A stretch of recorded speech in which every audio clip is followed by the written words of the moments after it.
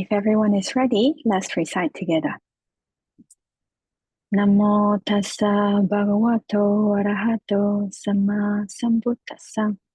Namo tassa bhagavato arahato samma sambuddhassa. Namo tassa bhagavato arahato samma sambuddhassa. Homage to the sublime, the victorious, and the totally self-enlightened one.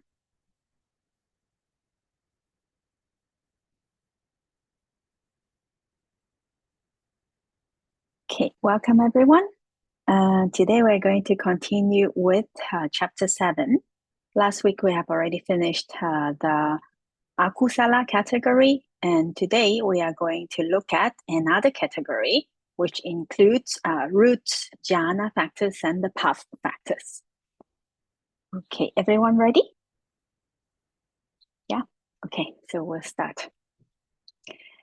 Now, last week, we have seen the akusala category, which are the ones that bound us or tied us to samsara.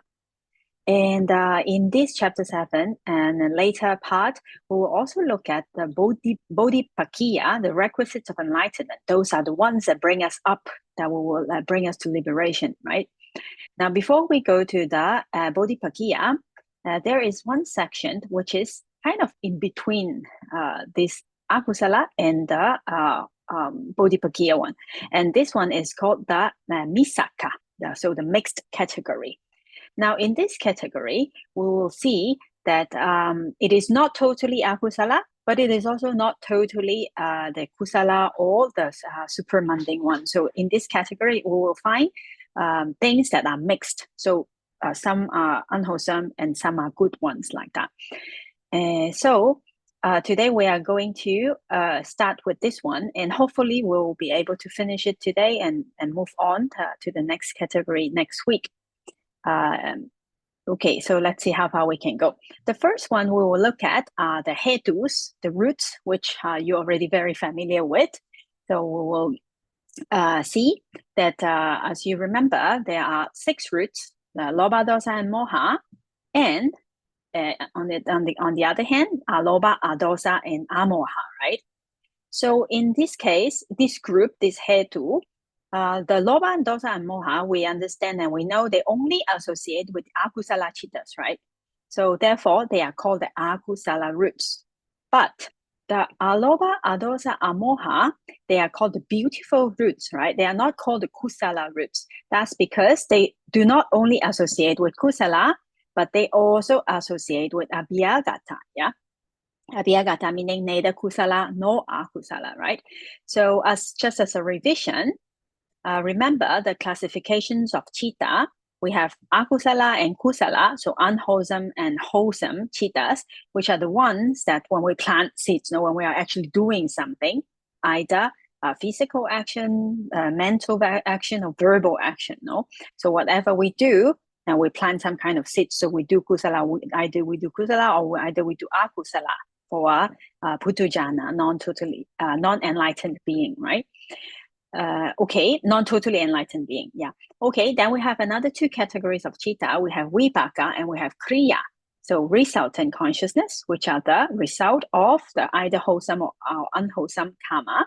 Then we have some functional ones. So as you remember, those are the ones that only perform a very simple function in the mental process, or they are the good the good deeds that an arahant, a total enlightened being, when they perform something good, then because they do not generate karma anymore, so those are not called kusala. Instead, it's called kriya, right? Okay, so now kusala is very obviously called kusala, akusala, but this abhyagata, it's referring to the vipaka and kriya. They are neither kusala nor akusala, yeah? So the akusala roots will only always associate with akusala, while the wholesome roots, alobha, adosa, and amoha, on the other hand, they can associate with kusala roots, of course, when we do something good, some good deeds or wholesome deeds, that it is performed with alobha, non-greed, non-hatred, and sometimes with wisdom or without wisdom, yeah? And then these roots can also associate with neither kusala nor akusala. So meaning vipaka chittas and kriya chitta. So vipaka chitta meaning when the person say is or a being is being reborn with a rebirth consciousness, which is result of a previously done kusala, then that resultant will also associate with those roots that are associated with that wholesome deed, right? So therefore, this resultant consciousness can also associate with alobha, adosa, and amoha. And kriya as well, when a totally enlightened being performs something wonderful deeds, then those are also, of course, associated with non-hatred, non-greed, and wisdom also, no? So sometimes with wisdom, sometimes without, it's an occasional. So therefore, here, these 6 roots, 3 of them are akusala roots, and then the other 3 are kusala and abhyagata roots, and sometimes called beautiful roots as well. So these ones, we are very familiar with them. And it's not difficult to identify their ultimate reality also, no? So it's just the 6 cetasikas, lobha, dosa, and moha, and alobha, adosa, and amoha or panya. These 6 types of cetasika is the ultimate reality of the 6. So it's quite straightforward about this section of the roots. Okay, so roots, I think everyone okay, no? No problem? Yeah, okay. All right, then let's move on to another section. Now, the other category that we are going to look at today is called the Jhānaṅgas, so jhana factors. Now, jhana factors, we're also familiar with it. We have seen it a lot of times. Whenever we see this word jhana factors, we usually understand it to mean the rupavachara or the arupavachara jhana, no? But here in this mixed category, it has to be understood a little bit differently. So a little bit different here. Now, jhana, this word, here we have to understand that it means a little bit different, not just the rupavachara, arupavachara jhana, but it means to look at something very closely, to take the object very closely, or to contemplate intently, or to burn the mental hindrances. So this jhana have these few different meanings. And here, this jhana, we should understand it to be the cetasika which look very closely at the object. So looking very closely. So this contemplate intently, this contemplate does not necessarily mean like meditation contemplation, but just watching or looking or observing something very closely and very intently. So here we should understand jhana in this way. Okay, so the usual jhana factors, as we know, they are vitaka, vichara, piti, sukha, ekaggata. Yeah. So initial application, sustained application, joy, happiness, and one-pointedness for the first 4 jhanas. Yeah. And in the 5th jhana, also upekkha is there, right? So instead of sukha, it will be upekkha and ekaggata. And then the vitaka, vichara, piti is dropped already, right? So for jhana factors, we can understand that there are vitaka, vichara, piti, ekaggata, sukha, and upekkha, yeah, in the jhana, in the usual rupa vachara and arupa vachara jhana. So initial application, sustained application, joy, one-pointedness, happiness, actually it is somanasa, right? Somanasa feeling, and upekkha feeling, no vedana, no? So these ones, they look at things. When one is practicing jhana, we're looking at the object very intently and looking at it very closely with a high degree of concentration. No? So this is easily understandable.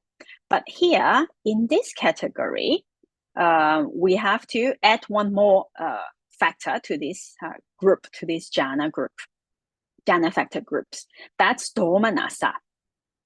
Now, because here, since it does not only mean contemplation of jhana or samatha meditation, when we take it as looking at things very intensely, when we don't like something, we do look at it quite intensely, yeah, when we don't like something.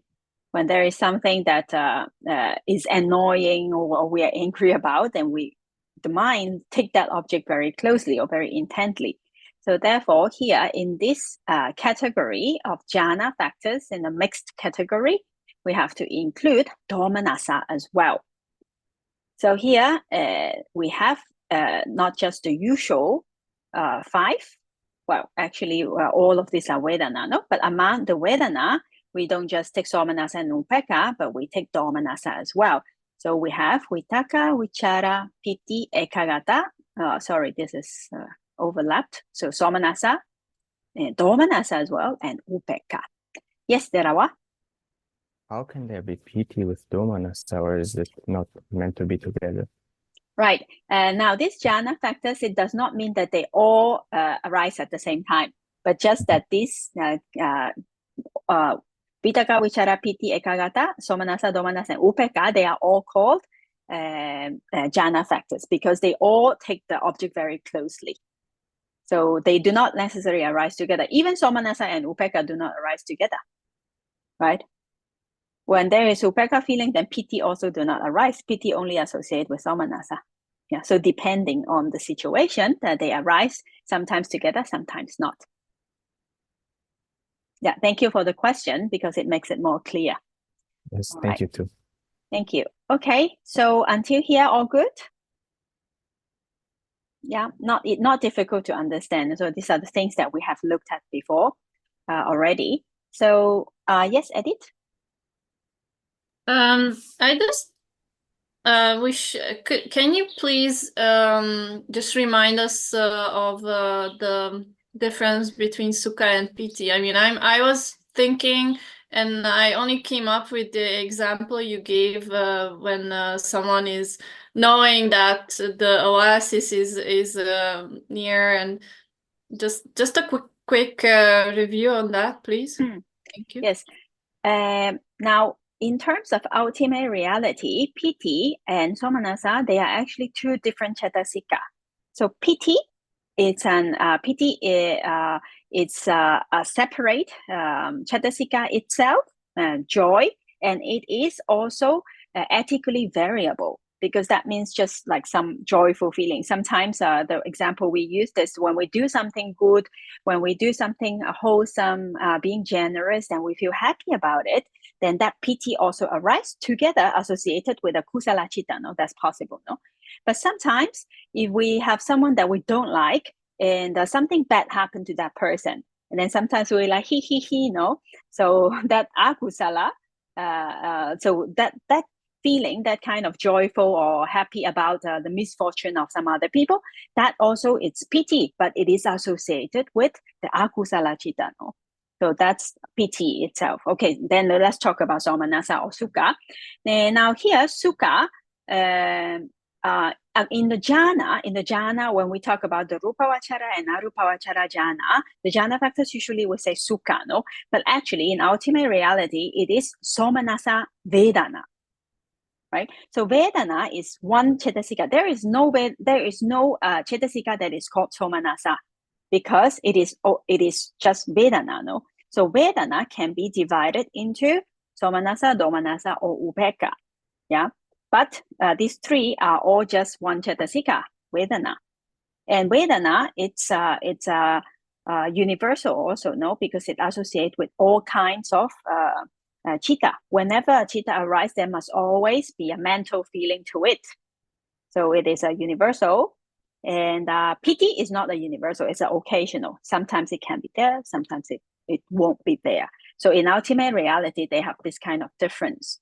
Now, the example that Edith was saying is the example that piti is like, let's say the person is walking on a desert, and then we know that there is an oasis in the distance. So we feel the joy and we feel happy about, oh, we're going to get water soon. So that kind of feeling is explained or described to be like piti, like joy. Now, when the person continue walking in the desert, and he or she arrived to the desert, and now really drinking the water or cleaning the face, at that time, that a comfortable feeling is the sukha. And that is described when we explained about the jhana factors in the previous section. But in ultimate reality, there are two different kind of cetasikas. Is that good enough, Eddie? Just a quick question about also rupa related to these mind states, basically. So I'm very curious about the pleasantness in the body that's created during jhana, and is there any difference? Like, is it piti that is associated with that, or somanasa, or both, or like you can't separate it like that, right? Because they are cetasikas. And yeah, actually, you remember when we talked about Vedana, there is a separated Vedana that is called Sukha, no? When we divide them into 5 instead of 3. That Sukha is only related to a body sensation, not body sensation, rather it's a body consciousness. Only the kusala vipaka, kaya vijnana, meaning the wholesome resultant consciousness, a body consciousness is associated with that sukha, body good feeling, with that vedana. Now, because it is a resultant, it only associates with that resultant consciousness. So when a person is in jhana, that's actually kusala, no? It's not resultant. The person is practicing, so that's actually kusala. It's actively doing something. It's not passive. So in that case, it's actually somanasa. But because of the jhana power and the mind, it's so pure at that moment that is away from the 5 hindrances. So the body feel light, feel good, and feel flexible also, no? So that's related. But in terms of cetasika, it is not that sukha that associate with the body consciousness. But surely the body feels light and feels good also, no? So it's more like caused by the jhana chitta. Could be, yes, like the lightness caused you. by, yeah. Thank you so You're much. welcome. You're welcome. Yes, Claudia. Yeah, my question is, but so then feeling Vedana is matter? Matter? Yeah, feeling is matter, isn't the consequences of Citasika, no? No. Vedana is a cetasika. It's a mental feeling, not a bodily feeling, and it is not matter. It's cetasika. And body feeling, it's this body sensation is actually felt by the mind. No? The body itself cannot know a feeling, right? So whatever feeling the body feels, the mind knows it. Yeah. So in big category, it's divided into somanasa, pleasant or unpleasant or neutral. So, but the feeling part, the mental feeling part, it's only associated with the mind. I mean, not associated, but it is mind. It is part of the mind. It knows through the body some kind of feeling, but it's the mind. The body itself cannot feel. Rupa itself cannot feel. Yeah. Thank you. Welcome. Yes, Delawa. So related to that, if through a mental reaction, like if I get excited about something, or and because of that my body heats up, for example, is that also as one of those somanasa, domanasa, or upekkha, because I get this bodily sensation and then I recognize that in my mind? Let's say it's unpleasant. For example, if I get angry and I feel something in my body, would that be, let's say, domanasa? Now, it's kind of, when we relate it to our experience, it's kind of like a chain reaction. No? Everything is connected and it happens, this happened, and then this happened, no? But if we look into ultimate reality, first of all, mental feeling, they are of this, if we divide it into the classification of the 5, then there is sukha, dukkha, somanasa, domanasa, and upekkha. Yeah. Okay, so sukha, bodily pleasant sensation, or dukkha, bodily unpleasant sensation. These two, they are related to the resultant consciousness, resultant body consciousness, no? So kaya vijnana is their vipaka chittas. They are resultant consciousness. So say, the result of a previous good karma, because of a previous good karma, now we feeling comfortable, we feeling good, yeah?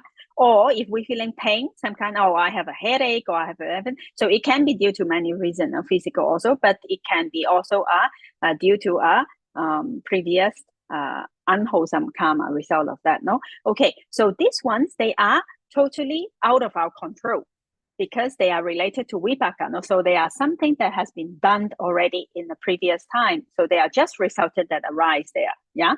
Okay, either pleasant or unpleasant, they are there.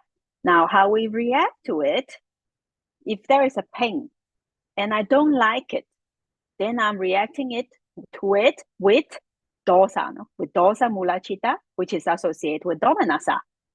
This is another chitta, no? Totally another chitta.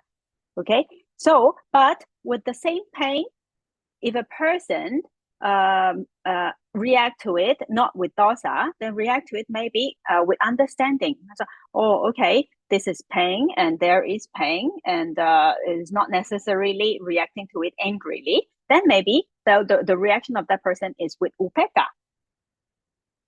Yeah, so that reaction is in the Jhāna part, if you remember the mental process. Yeah, so the resultant is already there. We feel something. Then the Jhāna part, we react to it either with a domanassa, getting angry with the unpleasant feeling, or we calmly or with understanding, we will react with upekkha. That's possible, no? Okay, so that reaction part is where we actually doing something right now. And because of that, or let's say, because we react to it with dosa, then dosa mula chitta also can create rupa again, no? So maybe because of that, the more unpleasant feeling or more unpleasant thing happens in the body. Let's say we get angry with it, and then the body heat up, or we get sweat or whatever, and it get worse. That's possible. That's then, but it's another thing, no? It's because of the rupa that is generated by those dosa mula chitta. Or if the person react to it with calmness, with upekkha, equanimity, then maybe the body does because of that. So the rupa generated by those kusala chitta, in that case, that is not reacting with dosa, it's reacting with the kusala mind, trying to understand and staying calm. And then those chittaja rupa generated by the mind may not be that irritating, no? So maybe the person become calmer and the pain can ease or whatsoever. So it depends. They are all related, but they are different. I hope it's a little bit clear. Yes. I just forgot a lot because it was quite some time ago when we first started this topic, and my knowledge is a bit rusty now. But another question I have is, do arahants also experience these three?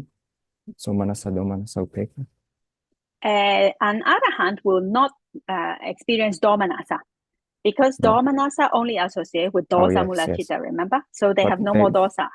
So but not they possible. still experience somanassa, for example. Yes, somanassa is possible. Upekkha also possible. Somanassa, like when, let's say, with an arahant, meditate and attain some kind of first jhana, second jhana, that's also associated with somanassa.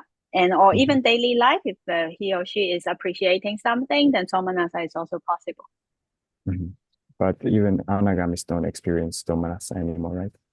Anagami, no, because all the dosa is gone, no, for an anagami. Okay, thank you for taking the time to explain again. No problem. It's Abhidhamma is like that. There are a lot of details. So it's very difficult to remember everything. For me also, many times I forget many details. So it's sometimes it's good. And when we think about things, then we think, oh, how was this? How was that? And but the good things is we have notes, we have books, and then we have videos, and we can always go back and take a look. Oh, yeah, this and that and that. And also, this kind of question is really good because it's a revision, and then we remember, and then we think about it. And the more we think about it, the more familiar we get with it. Then later, we will have less and less doubt about the content or how it works. Okay, yeah, my teacher always said it takes Abhidhamma study is like first round, second round, third round, fourth round. We have to keep doing it again and again, and every time we understand just a little bit better. Yeah. Okay, Amar. The Domanassa also associated with one of the Vipaka Chitta as well, right? Not only all Akusala. Which chitta? Dukkha Sagata Kaya Vijnana Chitta, right? Dukkha Sahagata does not associate with Domanassa because it's a Vipaka Chitta. Yeah. Vipaka Chitta also associated with the Domanassa as well, right? One of the Vipaka Chitta. No. Domanassa only associate with Akusala.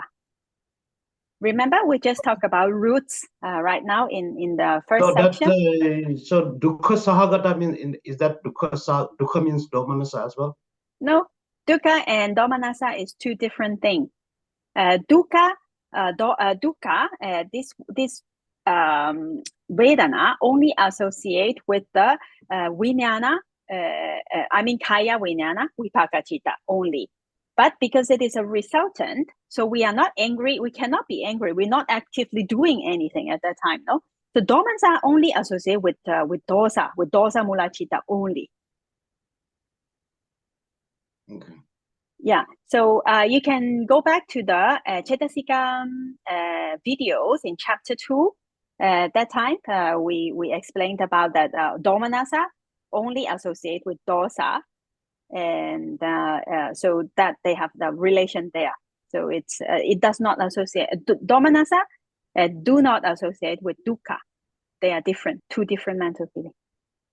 So what is the dukkha in the ultimate reality then?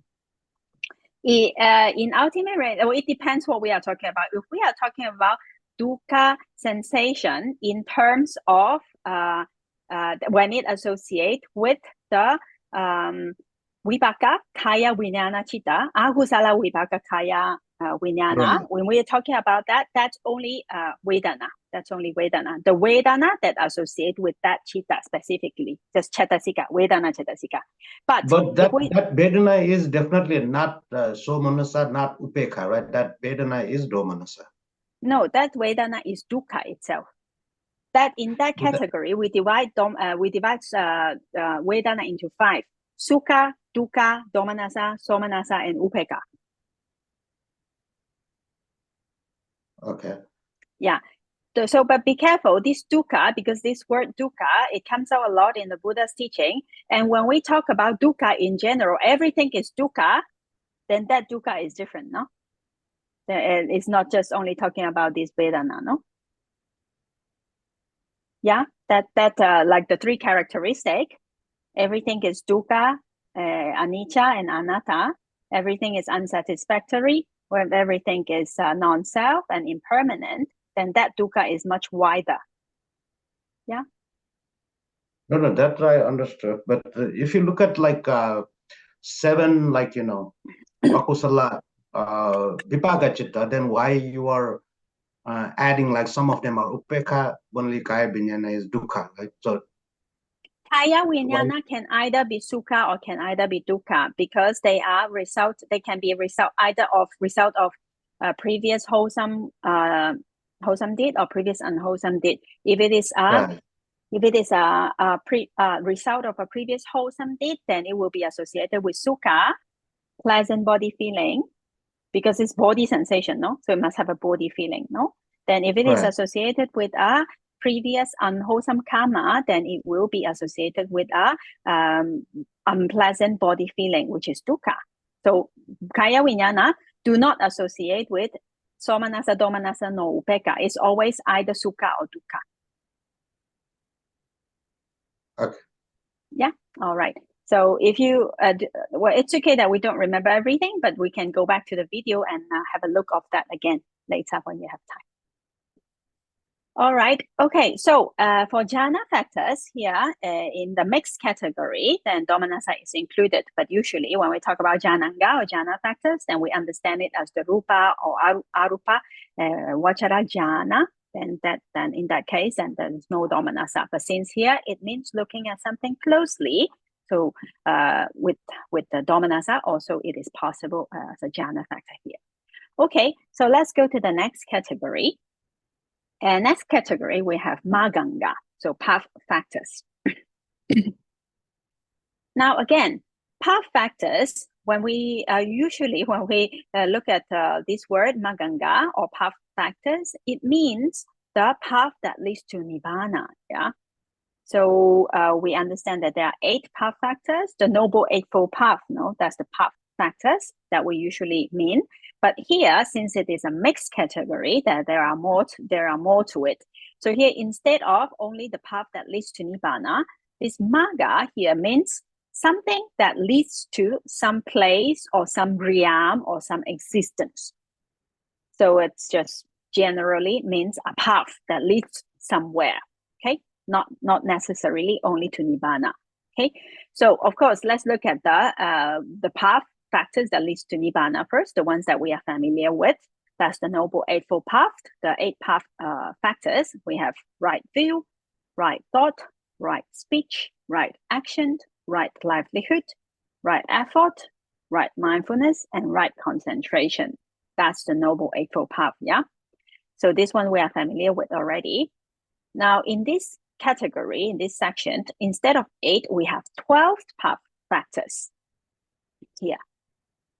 So we have, besides these 8 wonderful ones, we also have some miccha ones here.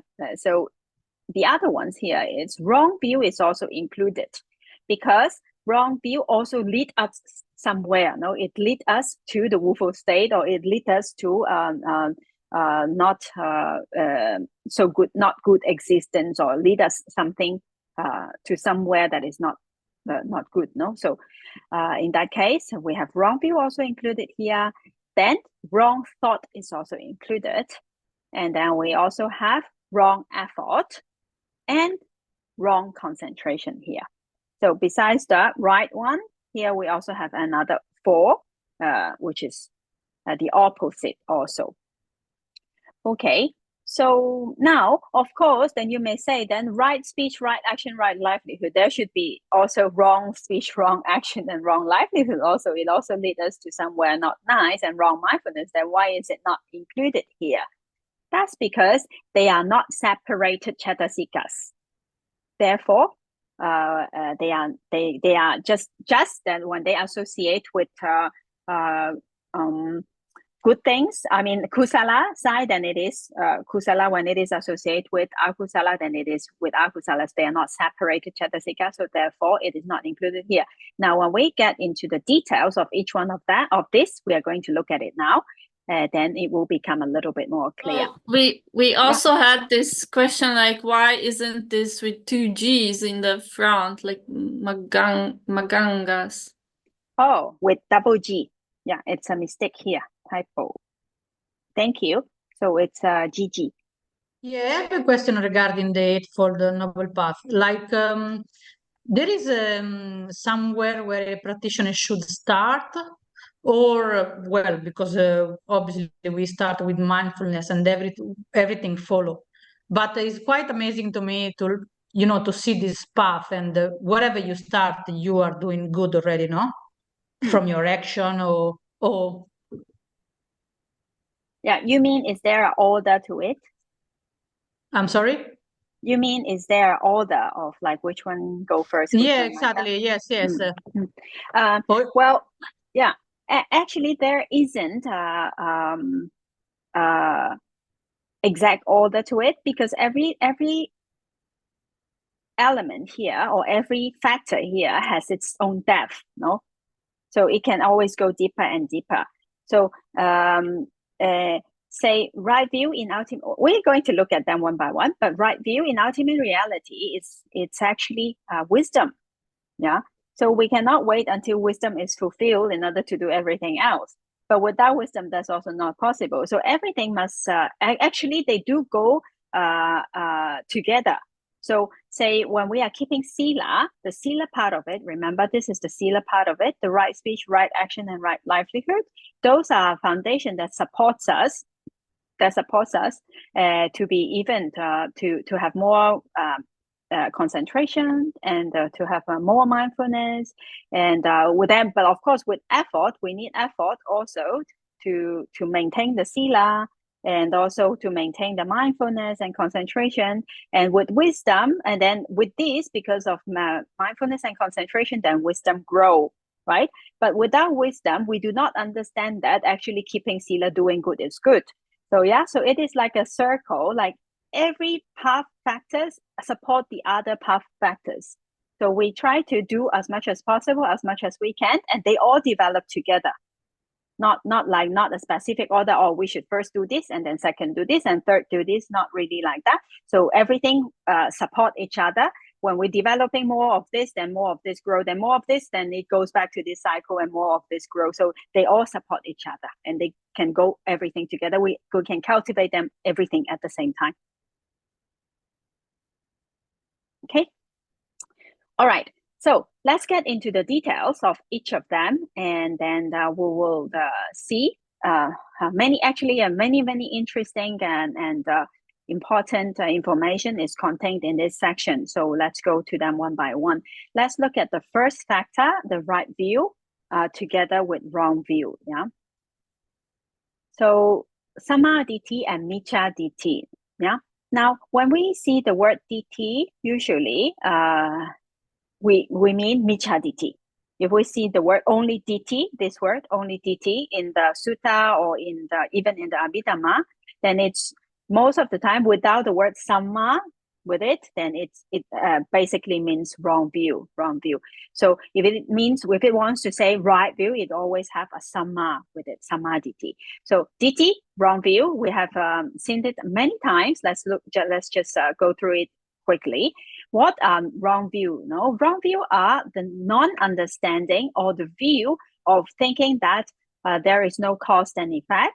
Whatever we do, there is no result to it, or everything is just random, or there might be cause but no effect, or there is no cause and no effect, or maybe there are just this, and when this life is finished, then it's all gone, kind of idea, or the understanding or the misunderstanding, rather, I should say, misunderstanding of nama and rupa, taking that to be oneself. So all these kind of ideas or views are what we call wrong view, which we have previously discussed about it for many times. So here we'll just leave it. Instead, we will look at what is actually meant by samaditi. So right view. So what is right view? What is meant by right view here in the Noble Eightfold Path? Now, the first one, there are also very many different kinds of right view, different kinds of samaditi. The first one is called kama sakata samaditi. Kama sakata samaditi. Now, this one, it means understanding that beings have karma as their own property. Whatever wholesome or unwholesome deed we do, we are, it's in the Dhammapada, no? We are the heir of our own deeds, no?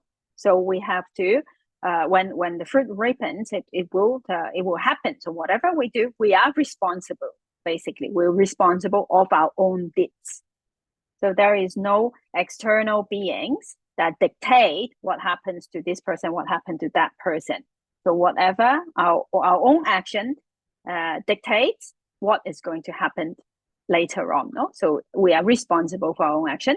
This kind of right view is called kama sakata samaditi, understanding cause and effect. Okay. Now the second kind of right view is called the vipassana samaditi. Now this vipassana samaditi is when we practice vipassana, we understand that any kind of phenomena, any dhamma, any chitta, any cetasika, any rupa, all these things, they all have same characteristics. They are all anicca, they are all dukkha, and they are all anatta. They are impermanent, they are non-self, they are non-satisfactory, and they are non-self. So this kind of right view, when we practice vipassana, when we really understand that all these are with everything, with these three characteristics, that is called a vipassana samadhi. Now, in chapter 9, there is a section that, about the 10 kind of wisdom, which is being developed step by step through the vipassana meditation practice. And by that time, we will know that in which level we will have this kind of understanding. No? But just as an advertisement, I'll tell you a little bit. Now, first, when we practice vipassana, we have to first contemplate and understand the individual characteristic of each thing. So say we take lobha, cetasika as an object, then we understand that the individual characteristic that is particular to lobha, it's sticky, and it has its characteristic, and then its function, the four devices, remember, the function, the manifestation, the characteristic, and its proximate cause. So we understand those things is the first step. Understanding mind is mind, nama is nama, rupa is rupa, what cetasika, and understanding these different ultimate realities as they really are, with their own characteristic, is the first step. Then after that, then we understand the causes, cause and effect. That's the second, cause and conditions of these phenomena. That's the second step. Then the third step is this understanding that whatever it may be, they all have these characteristics of anicca, dukkha, and anatta. All conditioned things have these characteristics: anicca, dukkha, and anatta. So that's vipassana samadhi. Then after that, then it will continue with the different steps of the jnana until we attain magga and phala. No. So in chapter 9, we will look at that, but just an introduction here. All right. So the second type of right view, vipassana samadhi, understanding the general characteristics of all conditioned phenomena. Okay. Now, the next kind of samadhi is called magga samadhi. Now, this one is when the wisdom is cultivated until a certain degree, then magga citta arises. No? That's the moment when the person attained enlightenment. Yeah. So that samadhi here is the samadhi that is accompanying the magga citta, no? The fulfillment of the right view path factor, one of the Noble Eightfold Path. So that samadhi that is associated, that wisdom that is associated with the magga citta is called magga samadhi here. Okay.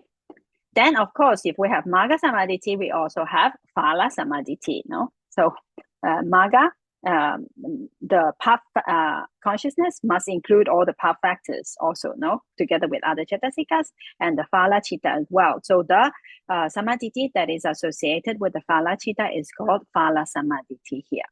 Okay, so that's another kind of right view. Then we have another one that is called the paccavekkhana samadhi. Now, paccavekkhana samadhi in English is translated as the reviewing, the right view of the reviewing process. Remember, when a person first attained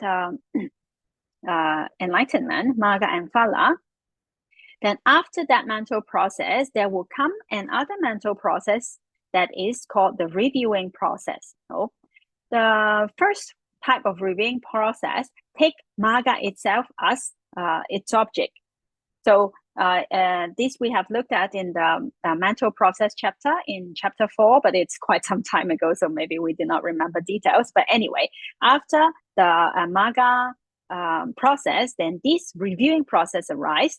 So this is just a usual mental mind door mental process. The after mind door averting consciousness, that these jhavanas here take the magga that has arisen. Say the person attained first stage of magga, or second stage, or third stage, or fourth stage. So it will take the specific magga that was attained as object and review it, the first process. Then the second mental process a second reviewing mental process will arise, and then it will take what now? This time the phala that is attained, according to the stage, again different, as the object and review it. Then the third one will take nibbana object and review it. Then the fourth process, it will take the eradicated of defilements. So the mind will review and see, say it's the first stage of enlightenment, no? So it's take the first stage Magga, first stage phala, then nibbana, and then it will take the eradicate defilement. So it will check that, okay, now ditthi is being totally eradicated, and also silabata that's ditthi already, sorry. The ditthi are eradicated, and what else? Doubt. What? Right, Doubt. sorry. Yes, thank you. Yes, udacha, not udacha. Yes, udacha, no? Udacha, yes. So, Vicikicca. Vicikicca, sorry. Yes, thank you. Udacha is restlessness, yeah.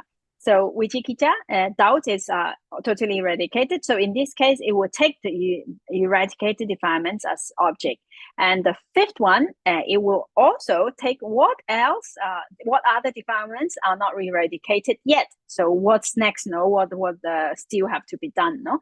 So, these 5 processes will happen after the Magga process. So the samadhi that is associated during this reviewing process are called the paccevekkhana samadhi here, the right view that is associated with this reviewing processes. Okay. All right. So there is still another kind of samadhi. Sometimes we can find it's not in every text, and this is included, but in some texts it is mentioned. Also, Jhāna samadhi. Now, this samadhi here in ultimate reality is actually amoha, no? It's wisdom, it's the understanding, no? So in that case, for jhana, at that time, right view is also associated.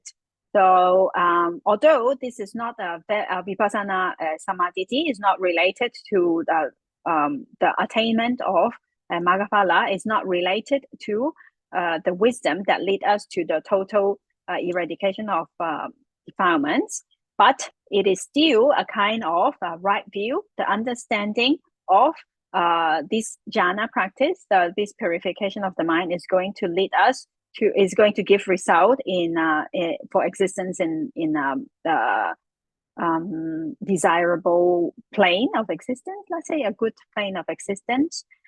So the samadhi is also included, it's associated here. Some kind of wisdom is associated with jhana as well. So therefore, jhana samadhi is also one type of right view.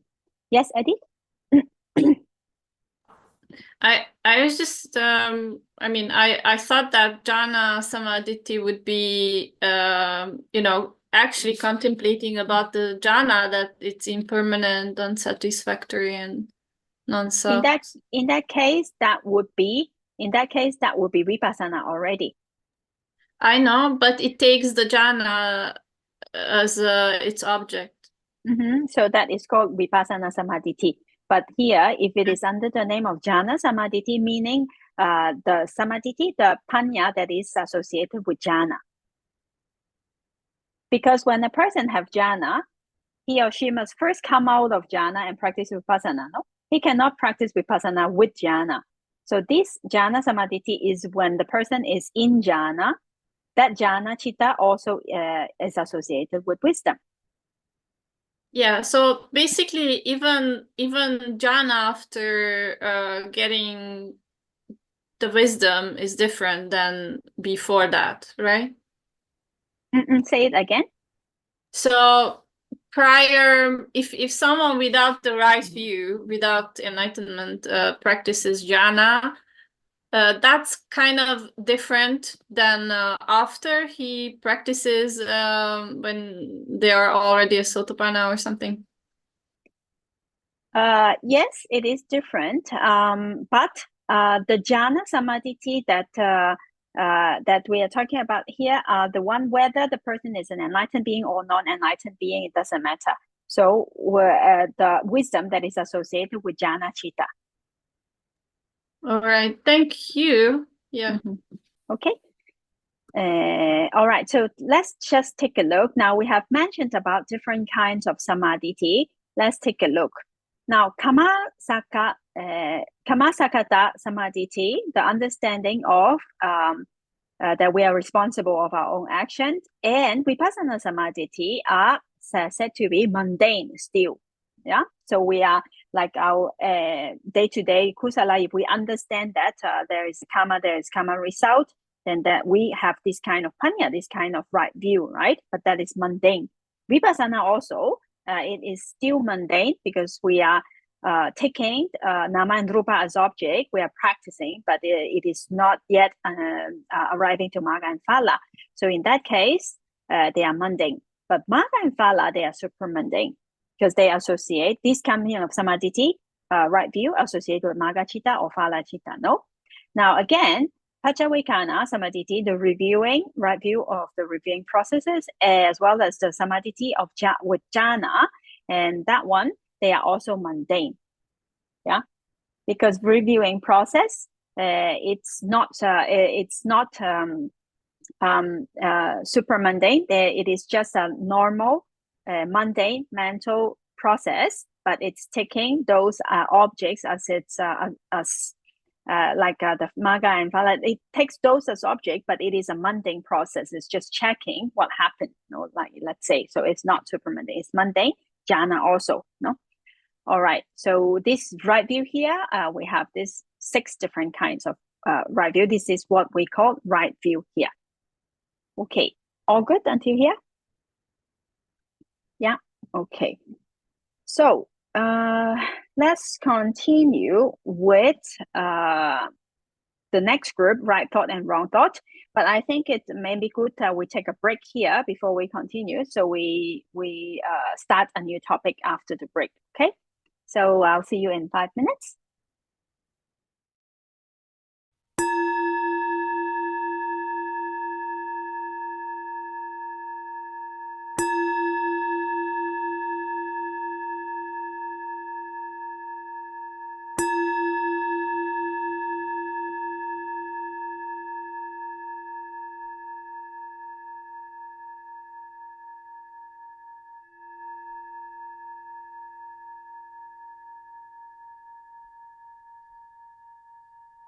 Okay, welcome back, everyone. All right, so let's continue a little bit. Now we have finished with right view and wrong view. Now next we're going to right thought and wrong thought. And also just to mention that this is a misspelling. And also there is another thing, actually, you see an S here. Actually in Pali words, we don't usually put S as plurals, but sometimes we say chittas, cetasikas, and like that. So it's like an English modification to Pali words, sometimes to help our understanding that it's more than one.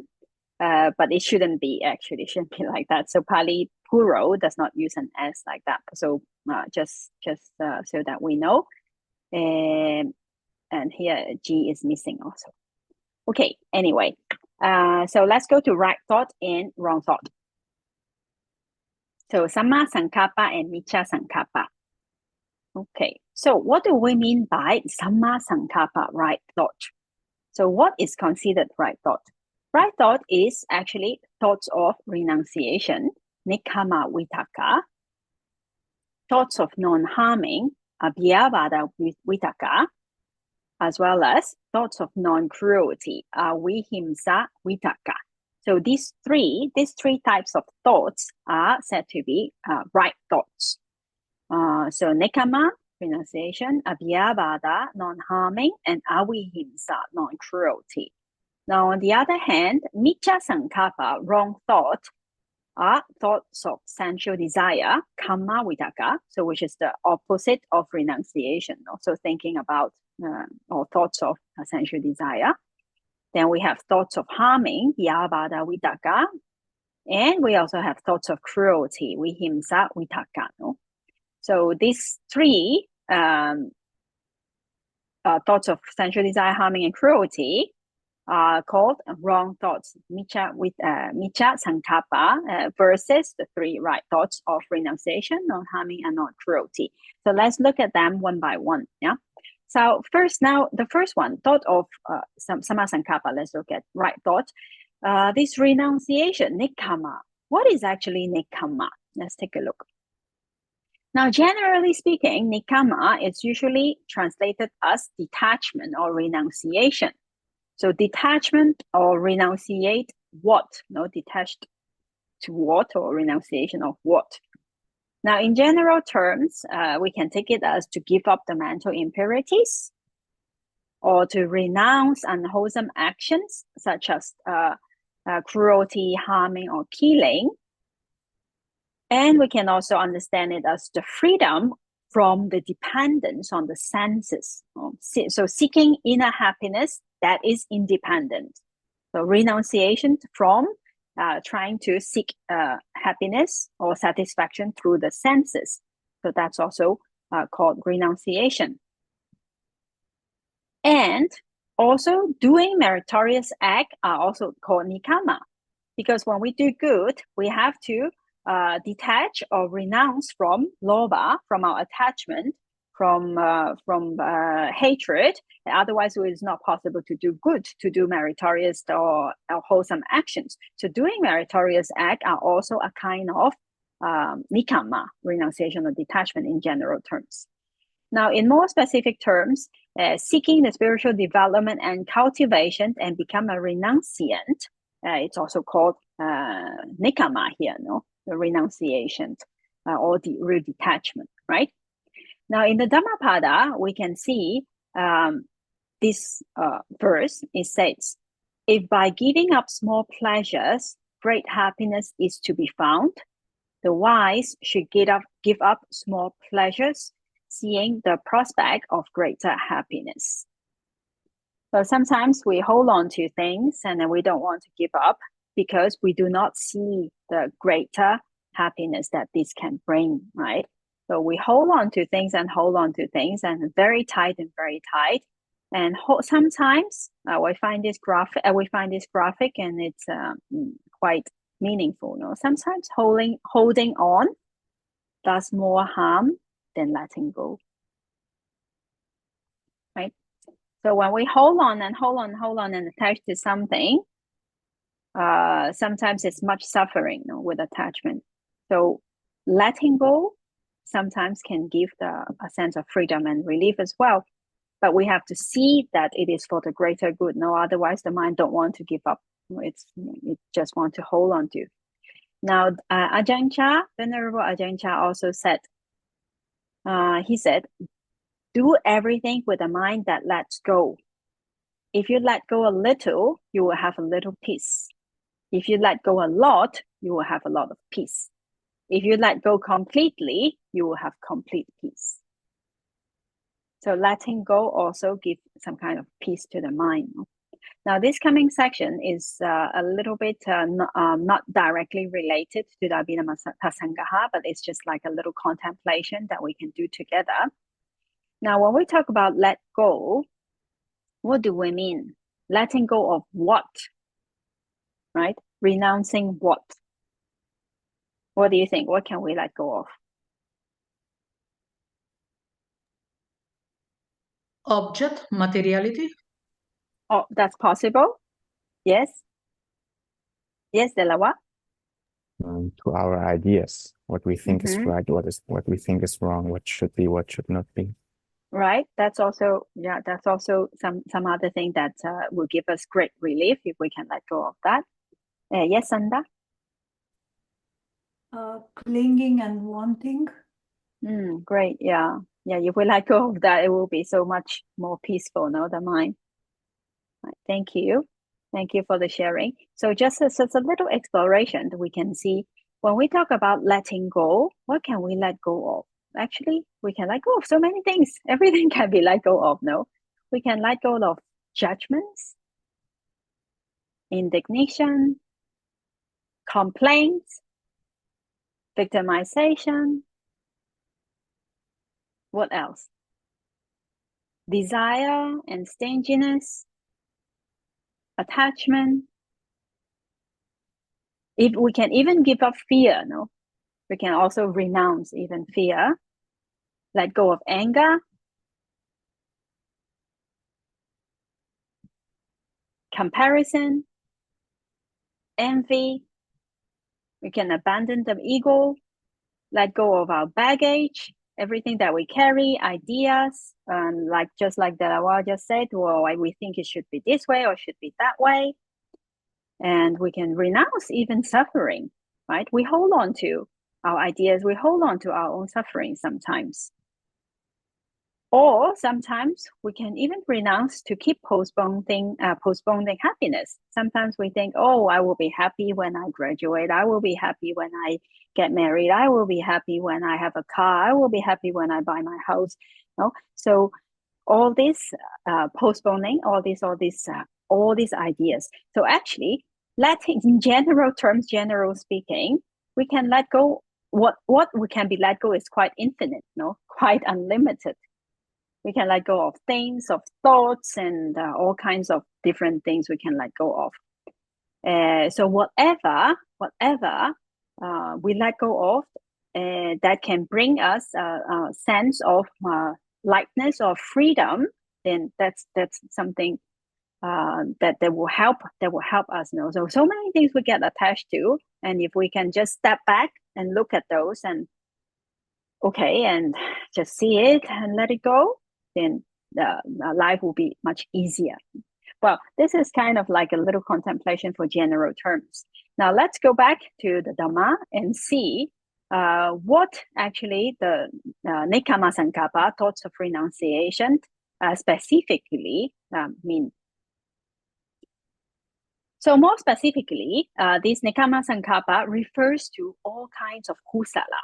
So as we mentioned a little bit earlier, when we do all kinds of kusala, by doing kusala, we are going away from akusala, no? So not just only do we have to renounce our attachment or our hatred, because with hatred, with attachment, we cannot do anything good. We cannot truly help someone or perform any practice, even sila, samadhi, and also wisdom. No? So by doing good, we are actually going away and renouncing all these defilements or these attachments. So doing all kinds of kusala, it's included in the Nekkhamma Sankappa, according to the Abhidhamma. Now, although it is said Sankappa or Vitaka, so translated as thought, but it's not just only thinking, no? It's not just only thinking, oh, I will do good, or I will do that, or thinking of that, but it's actually the Vitaka Cetasika that is associated or that is accompanying those kusala citta. Those are called Nekkhamma Sankappa, right? So it's actually doing the action, the Vitaka Cetasika, that accompanies those kind of kusala citta while we perform kusala. So that is the Nekkhamma Sankappa specifically. Now there is another kind of renunciation or Nekkhamma Sankappa, that is the actual renouncing the world, renouncing the mundane life, and becoming a renunciant and dedicating all the time and effort for the Dhamma practice. No, so this is also called Nekkhamma Sankappa.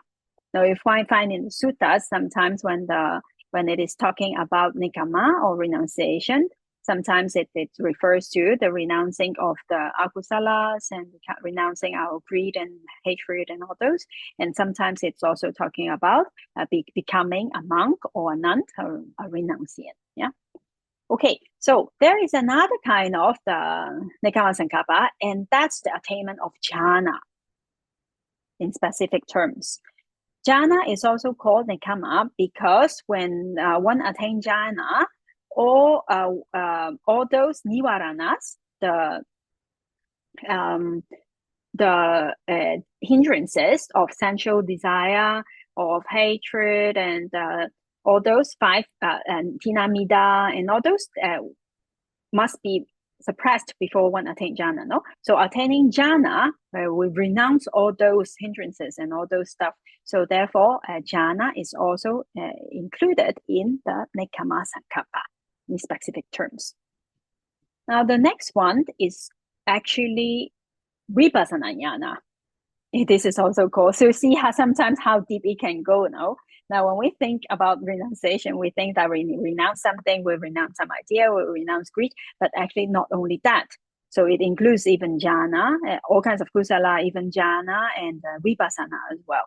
Now, when we develop vipassana jnana, we are free from the view of everything is nicca, permanent view, sukha, the things are satisfactory, and the self view, no, the attaditi, because if we think that something is permanent or it is satisfactory or that it is a self, then lobha or attachment follows immediately.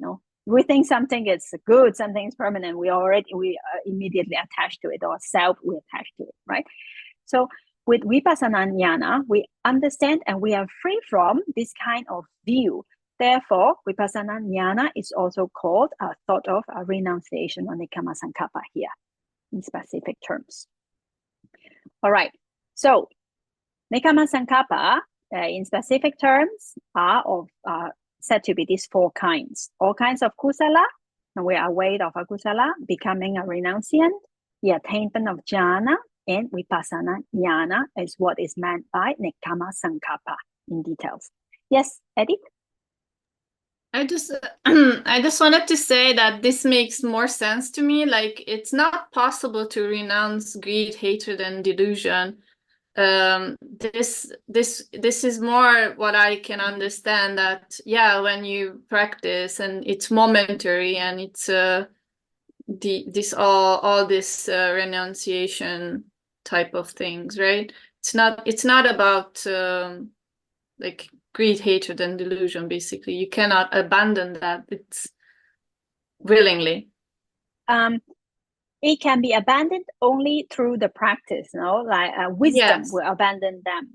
Yeah. So therefore, with all kinds of like doing kusala, and also with the either attainment of jhana or the vipassana jnana, then one accumulate enough wisdom, and through that, then they can be really abandoned in that sense.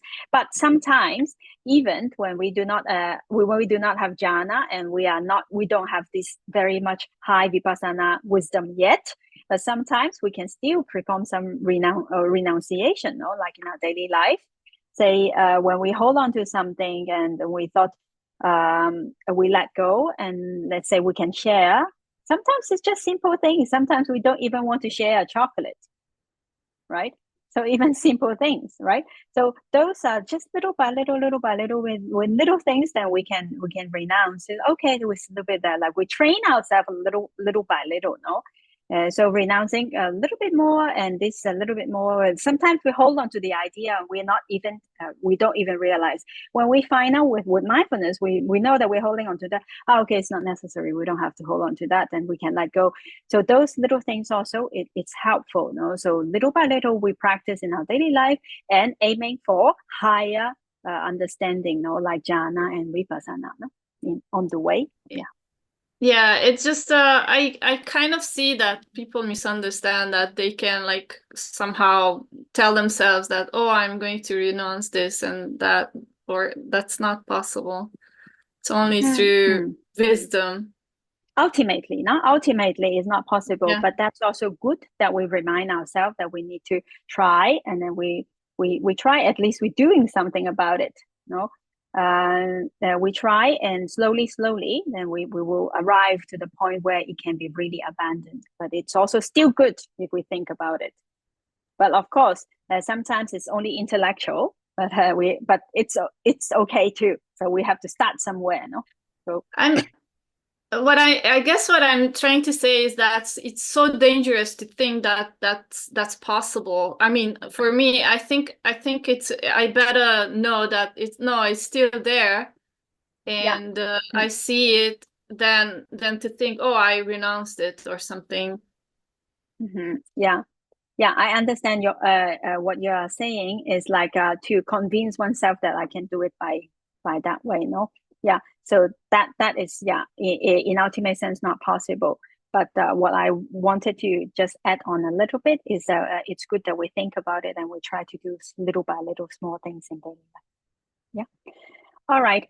So that's about just the first one, right? So it goes quite deep and it's very interesting, you know, because sometimes we just see these words, renunciation, okay, well, just the first thing we see right thought, okay, but what is actually right thought? Now, even now, right thought is divided into three, just now nikama. Exactly what does nikama mean? So every time it goes deeper and deeper. So this Dhamma is really interesting. Now, when we get into the details, it's really like a map or like very detailed instructions of what we need to do and how to do it. So it's very satisfying. Sometimes I feel like studying the Dhamma. Anyway, so we have just seen this nekama, vitaka, and the opposite of it is quite easy to understand, the thought of sensual desire. So kama vitaka, so thinking about the senses, thinking about wanting to see something good, to feel something good, smell good, eat good, and listen to beautiful music or beautiful sound, and all those, the sense desire, right? So, okay, so now let's go to the second one. We still have some time. The thought of non-harming, abhyabhada vitaka. The second type of right thought, abhyabhada vitaka, is actually the thoughts that are free from destructive thoughts, by not thinking of like harming or destroying or like that. Yeah. So these thoughts are not just referring to beings, not just destructive or harming beings, but sometimes when we are angry, we have destructive thoughts as well, right? So we want to kick the door, we want to like throw away things, and like, so all kinds of these destructive thoughts are being like free from those are called abhyabhada vitaka here. Okay, so all towards being as well as towards things, yeah. Now the next one, thoughts of non-cruelty, are vihimsa vitaka, and now this one is specific towards being, so free from thoughts of cruelty, yeah. That's because things cannot be tortured. No? We cannot like torture a thing or harm a thing exactly. So this thought of non-cruelty, vihimsa, is specifically directed towards beings. So having compassion, like having loving kindness towards being is right thoughts free from cruelty. Okay, that is a little bit easier to understand. Now, in ultimate reality, samma sankappa, right thought, is vitaka. It's vitaka, no? Vitaka cetasika. Now, the thought of renunciation are, in ultimate reality, the vitaka that is specifically associated with an aloba prominent kusala citta. That's the ultimate reality of nekama vitaka, no? While the thought of non-harming in ultimate reality is the vitaka cetasika associating with the adosa prominent kusala citta, and the last one, thought of non-cruelty, is actually vitaka cetasika associated with a karuna, a compassion, prominent kusala citta. So these three right thoughts, these three types of right thoughts are actually, all of them are vitaka cetasika, but associating with a different type, a little bit different type of kusala citta, no? Aloba prominent, adosa prominent, and karuna prominent cetasikas. So these are the ultimate reality of right thought, sammasankappa. The Buddha says, one whose mind delights in harmlessness all day and all night, with loving kindness for all living beings, have no enmity for anyone. Manibhada Sutta, Samyutta Nikaya 10.4. So this is the right thought, no? Like one whose mind delights in the harmlessness all day and all night. So that with thoughts of non-harming and non-cruelty, and having loving kindness and karuna for all beings, the person have no enmity for anyone. No? So imagine that kind of mind. They live very calmly, peacefully, and very nice kind of mental landscape. No? All right. So again, I want to emphasize, although it's called Sammasankappa, right thought, it doesn't just mean that about thinking, no, not just thinking, and then I won't do this, or thinking I won't do that, but actually not harming, or not, or actually having karuna to other beings, or actually having loving kindness for other beings, no? All right, now Sammasankappa, right thought, and Micca Sankappa, wrong thought, they are actually just the opposite. So it's not difficult to understand. So we will not go into much details of the wrong thought side, because we all know what they are about, like thoughts of sensual desire and thoughts of harming, like Vyabhada, harming person, harming things and things like that, destructive thoughts. And the third, thoughts of cruelty, or actually performing all these things. So vihimsa, vitaka, yeah? Okay, so with this, we have finished right thought and wrong thought also. So we have finished the 4 items or 4 factors of the Maggaṅgas. Now let's go to the next one. Now, right speech, right action, right livelihood, we have already seen it. So I don't think we have to repeat it. Yeah. Yes, Claudia. Sorry, like when somebody think that, for example, fishing is no problem, this is go under wrong thought or wrong view? Of course, like if the person it's think fishing is not a problem. So if the person has an idea of like cruelty or harming, then it will be wrong thought. No, but some people, they don't really want to harm the fish, but they just like we may say that is delusion or moha, that fishing is just, we're just having fun, but I'm not like specifically thinking that I'm gonna harm it, or I'm being cruel to the fish. No, so in that case, it will go to wrong action. Remember in the when we talked about the 10 cost of unwholesome actions, there is also this wrong actions, no, like harming others, or panatipata, killing, and all this. So it might fall into that category. Okay. All right. So here, since we in the 10 course of unwholesome actions and the 10 course of wholesome action that we have seen in previous chapters, so right speech, right action, and right livelihood. I'm not going to repeat it here.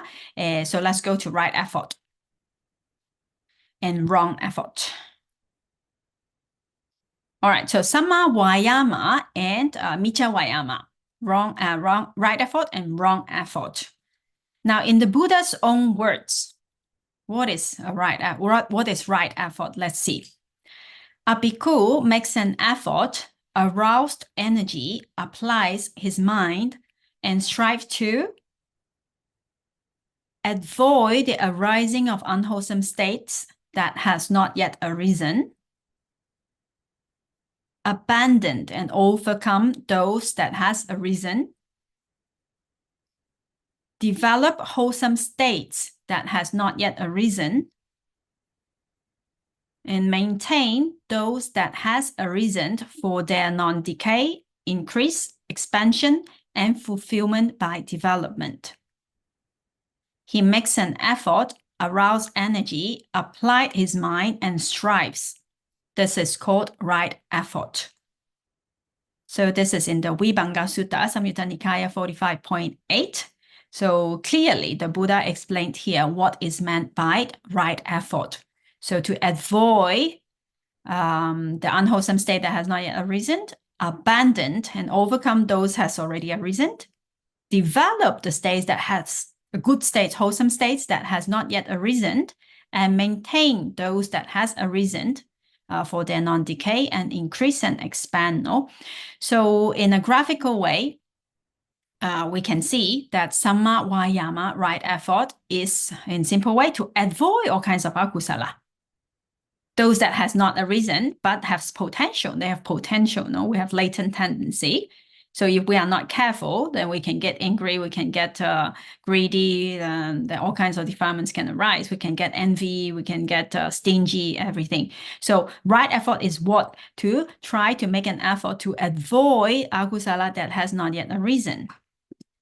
And abandon and overcome those that has already arisen. Now, this is the already pariyutana, no? Already arisen in the mind. We're already thinking about it, no? So those that have already arisen, either in the mind or in action, we try to abandon or overcome it. And for the kusala side, then those kusala that have not arisen yet, then we try to plant it, no? We try to cultivate it and make it happen. And those that are already risen, then we need to maintain them and further develop them, those kusala, no? So like watering the plant that is already growing, right?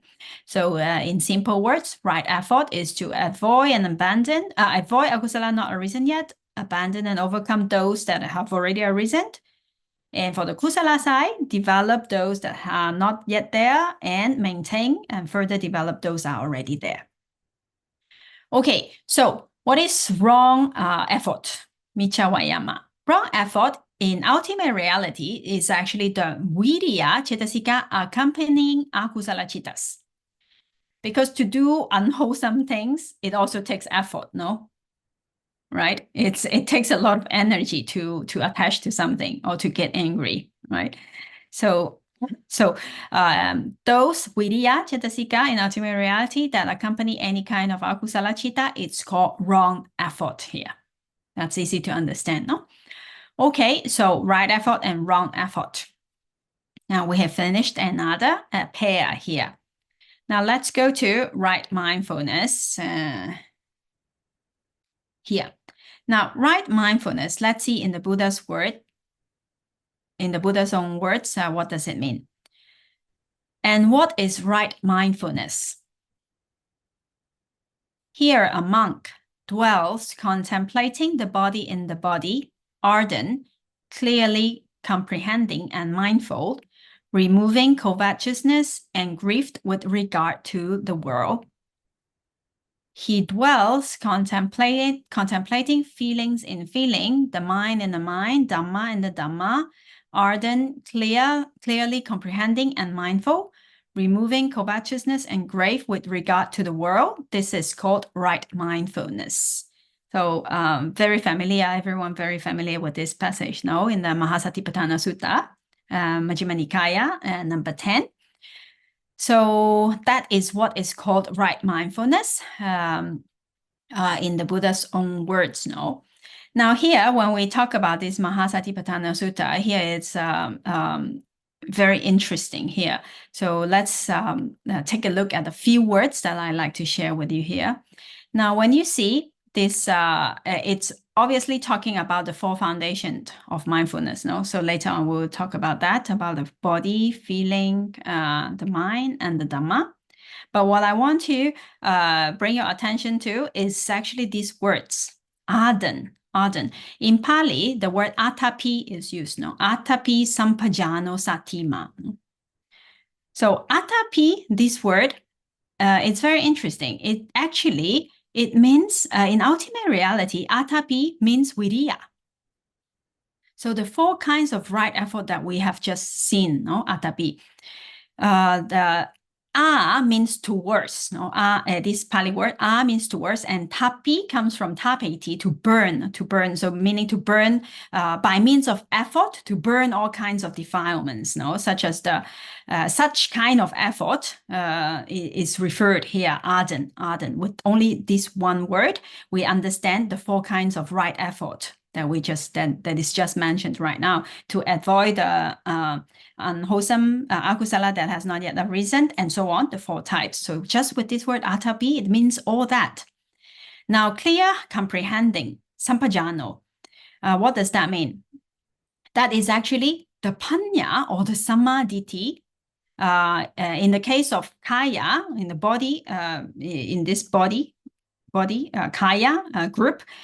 So understanding clearly understanding the body as it is, So that sampajano in ultimate reality is panya and samadhi here. Clear comprehending. Samadhi and panya. No?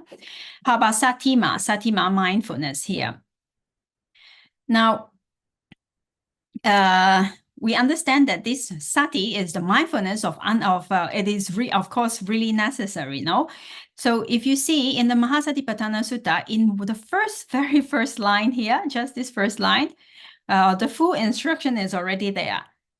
Right effort, panya, and sati, right? Then you may say, then well, what about samadhi? Samadhi is not mentioned. So actually, samadhi, it's, later on we will also look at it, samadhi is the combination of right effort and right mindfulness. If a person has right mindfulness together with right effort, then because of that, then right concentration will arise. So therefore, samma samadhi is actually also included here. So you see, with one word, we have right effort. We already have viriya, effort, panya, wisdom, sati, mindfulness, and also with these two words together, we have concentration, samadhi. So 4 of the indriyas, the 5 indriyas, 4 of them are already included here. And so in just the very first line, and the whole instruction is already there to be applied. No, so this is very interesting. Why it is helpful to understand and to study the Abhidhamma as well as the commentaries. All this information comes from the commentary.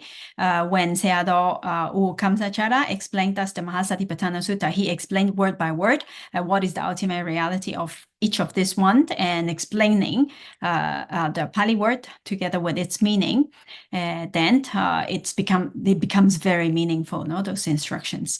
Yes, Austin?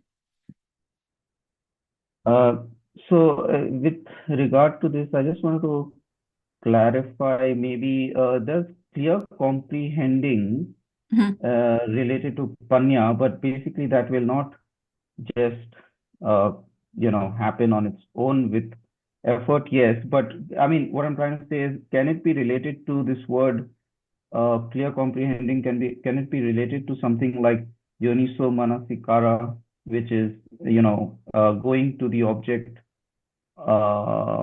and that's related to clear comprehending, which then gives rise to panya? Yeah, thank you for your question, Austin. Now, actually, in the Mahasatipatthana Sutta, there is a section about clear comprehension, the Sampajanya Pabha. There's a whole section about clear comprehension. And when we study the Mahasatipatthana Sutta, Sayadaw U Kamsachara, he explained 4 kinds of clear comprehension here. So what does it actually mean? Now, first type is the clear comprehension of what is beneficial and what is not. The understanding of what is beneficial, what is not beneficial. The second one is called the clear comprehension of what is suitable and what is not suitable. And the third one is the clear comprehension of the meditative object. So gochara sampajanya, no? So it is the clear comprehension of the meditator's domain. What is the object of the meditation? And the fourth one is called asamoha sampajanya. That's the clear comprehension of non-delusion, and that's the highest one. So here, there are 4 kinds of sampajanya that is mentioned in this Sampajanya Pabha about this clear comprehension. So to be specific, it is that, because sometimes I have also asked my teacher whether yoniso manasikara, what is the ultimate reality of yoniso manasikara, no? So it is also, sometimes it is panya also. But in different situations, in different cases, it also has different explanations about Yoniso Manasikara. But we understand that all kinds of kusala, Yoniso Manasikara is the proximate cause to all kinds of kusala. So it is always necessary, no?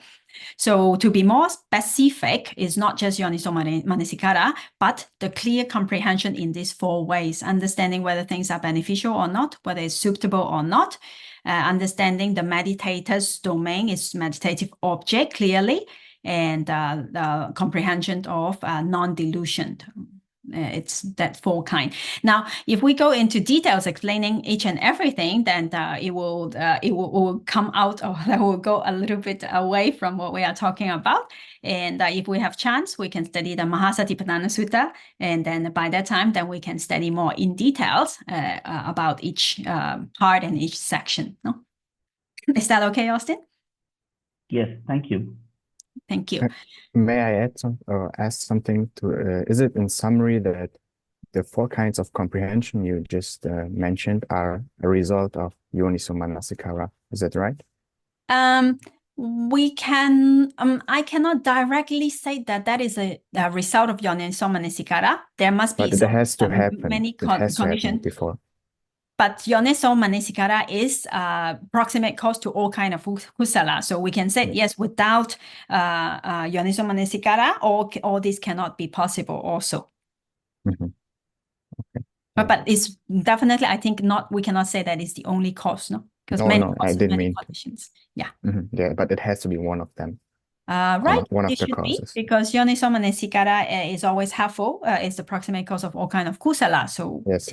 Okay. Thank you. Thank you. Yes, Claudia. No, I'm just very grateful because you explained this passage very clearly. And it was very difficult to me to understand it properly. So thank you. Thank you so much.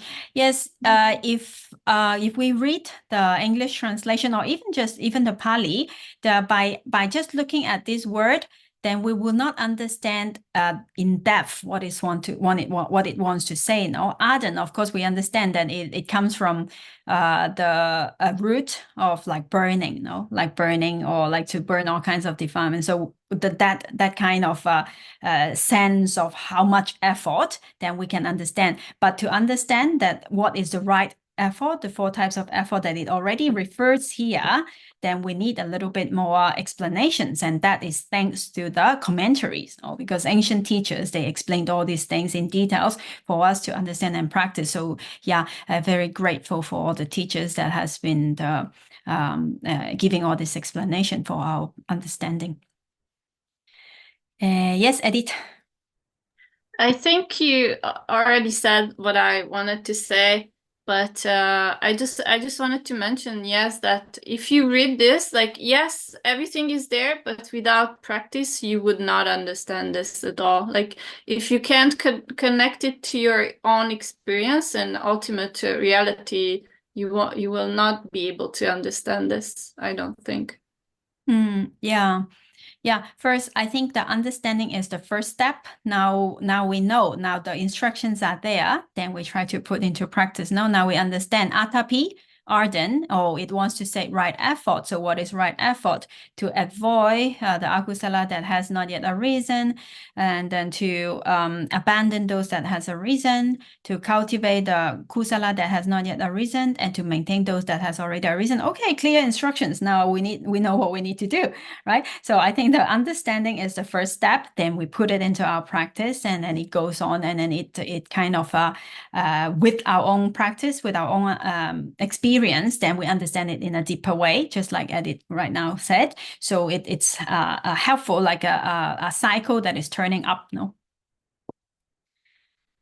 Yeah. Okay. So, well, this is just because the Mahasatipatthana Sutta is very deep and very interesting. So since it is quoted here, then I wanted to share with you the valuable, how valuable it is to understand the sutta in a deeper way with the commentaries and with Pali and with Abhidhamma. So we talked a little bit about that, but then now we'll go back to right mindfulness. Yeah. Yes, Austin. I just thought felt like adding that it came to mind that like ardent related more towards quantity, and like clear comprehension and mindful related more to quality, because yeah. Yeah, interesting. Yes. Thank you. Okay, so so in the Buddha's his own words, so he explained about what is right mindfulness, not what he meant by right mindfulness. So let's take a look. Now, Sammasati, right mindfulness, is actually referred to the mindfulness founded on the contemplation of four things: body, kaya, mental feelings, vedana, mind, chitta, and Dhamma. And this Dhamma includes what? A lot of categories here: the Four Noble Truths, the right effort, and then Nama and Rupa, and all kinds of different categories included in this Dhamma group. Now, when we study Mahasatipatthana Sutta, then we will know that in that section, then different things are being mentioned. Now, this satipatthana, this word, usually it is, we find different kinds of translation, but the important thing here is sometimes it is translated as the four foundation of mindfulness, no? Right? But the important point is we need to understand that the main point is not the foundation, but the main point is mindfulness. So the meaning of satipatthana is mindfulness that are being established on four category of things, no? Four things. So mindfulness is the main thing, not the foundation is not the main thing. No? Mindfulness established on what? Established on body, the kaya, mental feeling, vedana, chitta, and Dhamma. No? So to understand this four, and then what is the purpose of that? These four kind of satipatthana helps us to remove vipallasa. Removed the, how do you call that in English? Vipallasa is translated as the Perversion. perversion. Right. Thank you. Yes, perversion. No, the misunderstanding or perversion, perverted view about what? Thinking that kaya, this body is beautiful or is subha, is something nice, no? Or actually kaya is asubha, no? Non-beautiful, the non-beautiful side of it. So with the practice of mindfulness on the body, then we remove the vipallasa of subha, the perversion of this beautifulness or loveliness of this body. Now for vedana, it helps us to remove the perversion of sukha. Because we think that things are, everything is happiness, at least a good feeling like that. No? So with the practice of Vedana, we understand that it's actually dukkha. Things arises and passes and it never lasts. So it helps us to understand that. Now, for the contemplation of citta, it helps us to remove the vipallasa of nicca, of permanence, the perversion of permanence. So we understand that things are impermanence. Citta arise and it lasts for no time. Now rise and pass, another arise and pass, and rise and pass, and rise and pass. Even if we see it in a longer time frame, we can change our mind in less than 5 minutes. No? Or like in the morning, we are feeling very good and very happy. And in the noontime, then we become grumpy or whatever. No, so mind is always changing and changing and changing. So with the contemplation on citta, it helps us to remove the perverted view of permanence. Now for Dhamma, the contemplation of Dhamma, it helps us to remove the idea of the perversion of an atta, of a self. Because we understand that it's only mind and matter, that it's only a natural process going on its own way. There is actually nothing called an I anywhere. No atta at all. So that's the contemplation or the right mindfulness, directing the mind to these objects with the right understanding. Establishing the mindfulness on these four areas is called right mindfulness. Okay. All right. So now in some suttas, you will find the word micchasati also. Yeah, but why is it not mentioned here? Micchasati, now wrong mindfulness. Because in ultimate reality, there is actually no wrong mindfulness, no? Because sati, according to the Theravada Abhidhamma explanation, sati is always a sobhana cetasika, it's always a beautiful cetasika that only associates with kusala or beautiful chittas, no? It never associates with akusala. So there can be no, in a way, wrong sati. But this word that micchasati, what does it actually mean in that case in ultimate reality? So the commentaries explains that, say when we remember something that we did wrong in the past, or we perceive something wrongly, and then it is said to be, and those are said to be micchasati, and in ultimate reality, that is sanya associated with akusala chitta and their concomitants. So that is sanya. Micchasati, that you will find sometimes in the suttas, in ultimate reality is not sati. It is sanya associated with akusala chittas. Yeah. Okay. So therefore, there micchasati is not mentioned here in this Maggaṅga. Oh, Maggaṅga magically appeared correct here. So there was some typo in the previous slide. Anyway, okay, so that's all. And then we still have right concentration and wrong concentration. Okay. Let's see, right concentration and wrong concentration, Samma Samadhi and Miccha Samadhi. Now the same example came up actually. So wrong concentration, when we do something unwholesome, it also requires concentration, no? Like let's say fishing or doing some, let's say robbing a bank, it needs a lot of concentration, I think. And so those concentration or ekagata, you remember ekagata is a ethically variable cetasika, right? So it can associate with both kusala and akusala. So in that case, when it is associating with some kind of wrong or akusala things, then it is a wrong concentration.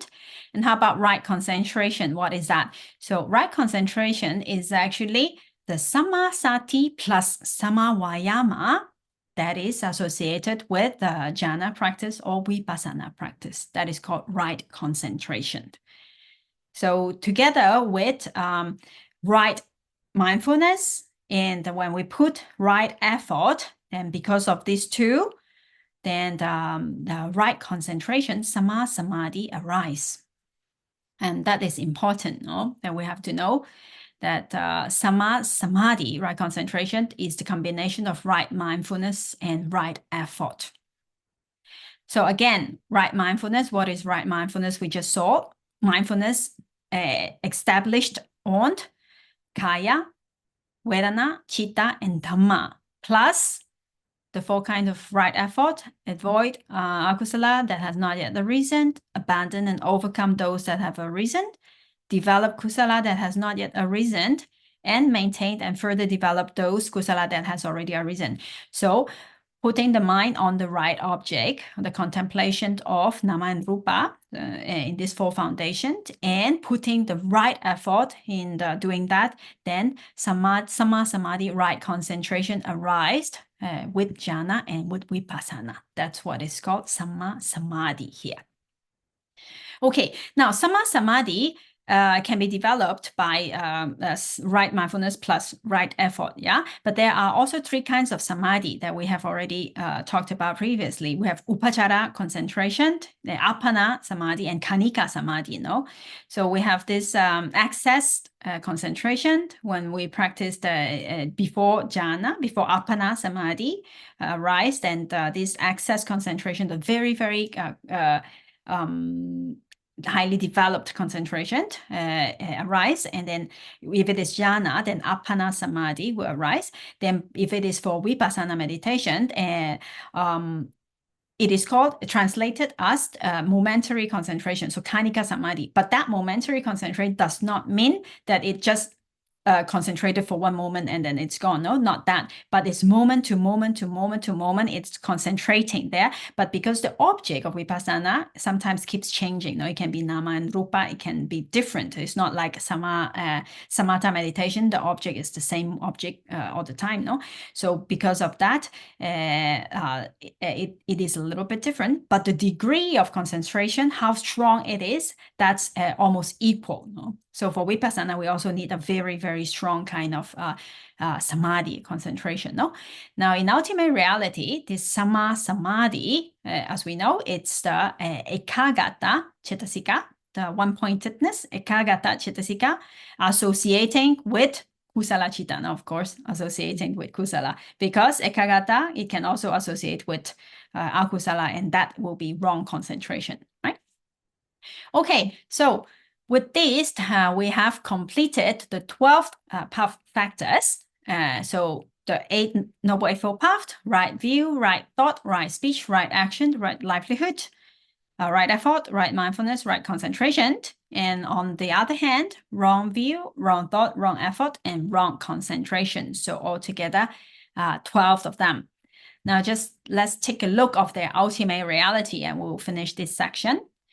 For right view, it's very obviously panya, no, wisdom. No, without wisdom, there cannot be right view, and there is no one cetasika that is called right view. So in ultimate reality, right view is the panya cetasika, wisdom. And right thought, vitaka, we have already seen different kinds of vitaka associated with different like aloba prominent, kusala, aloba, adosa, or karuna prominent, kusala chitta, no? Then we have right speech, right action, then right livelihood. In ultimate reality, those are the viratis, cetasika, no? The virati, the abstinences, cetasika. Right effort, viriya. Right mindfulness, sati. Right concentration, ekagata, which associated with kusala, no? Okay, so these are the ultimate realities for the Noble Eightfold Path. Now, on the other hand, wrong view, in ultimate reality, it's very obviously ditthi, another cetasika, different. And wrong thought is vitaka associated with, excuse me, associated with akusala chitta, no? Wrong effort in the same way, viriya associated with akusala chitta. And wrong concentration in the same way, one-pointedness associated with akusala chitta. So in ultimate reality here, for the 12 path factors, we have 9 ultimate realities. Blue ones are the beautiful ones, no? Panya, the 3 viratis, and sati. Red one, ditthi, is the akusala one. And vitaka, viriya, and ekagata, 3 ultimate reality that can be ethically variable depending on whether it is right or wrong effort, right effort, or wrong concentration, right concentration, the wrong thought, right thought, like that, no? So 12 path factors and 9 ultimate realities here. And with this, we have finished also the Maggaṅga section. So today, I know there is a lot of information, and it's like 2 hours packed of explanation. So maybe we need some time to digest this information. So if you have time and if you wish, then later on, please go back to the video or the notes and take a look and try to digest this information, because it is directly related to our practice today, this information. So very useful, right? Okay, so that's Maggaṅga, the path factors. Okay, now for content, that's all for today, but there is also one announcement that I like to make. There is an opportunity for study, which is a study of the Dhammasangani with its commentaries and sub-commentaries coming soon, very soon in March, actually. So it will be a course that is that's going to be conducted by through Zoom by a very experienced Abhidhamma teacher. So now the Dhammasangani, what is Dhammasangani first? So it's the first book of the Abhidhamma Pitaka. Now we are studying here now is the Abhidhamma Sangaha, no? So basically this book. So this little small book is actually like a introduction or table of content to the nine books of the Abhidhamma basket. No, so Dhamma Sangani is the first book of the Abhidhamma basket. So really going into the Abhidhamma basket, no? So if you are interested, it will be very interesting. Personally, I'd like to attend this course as well. So it says here that for Dhamma learners intend to deepening their understanding of the Abhidhamma, and participants should have basic Abhidhamma knowledge. So by this time that we are already in chapter 7, almost the end of it. So I think you'll have enough basic Abhidhamma knowledge to understand or to follow this course if you are interested. Do you know how long it will take, that course? It's not mentioned, so that's the only thing. Yeah, sometimes it's like our course, no, it depends on how fast we go with the material, and I don't know how long it will last. So let's close by reciting together, and we share merits and also dedicate our effort for the attainment of Magga and Phala Jnana. Let's recite together.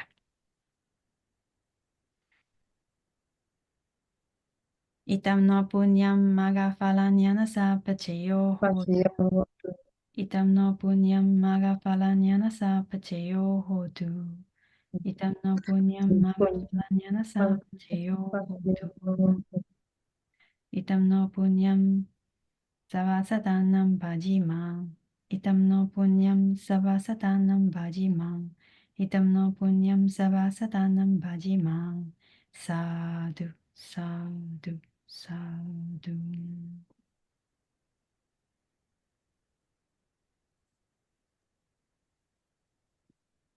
Okay, thank you very much, everyone. So Thank see you. you Thank you so much. next week. Thank you very much.